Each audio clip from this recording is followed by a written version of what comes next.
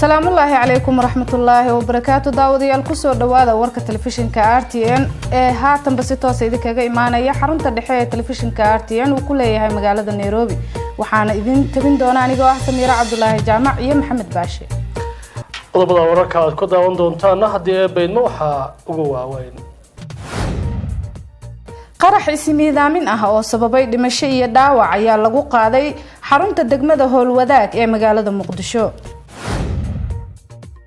madaxweynayaasha maamul goboleedyada dalka oo gaaray magaalada Kismaayo halkaas oo lagu wado inuu ka furmo shirka maamul goboleedyada dalka. madaxweynaha dawladda federaalka Soomaaliya Maxamed Cabdullaahi Farmaajo ayaa ka qayb galaya shirka ganacsiga Shiinaha iyo Afrika ee ka dhacaya magaalada Beijing.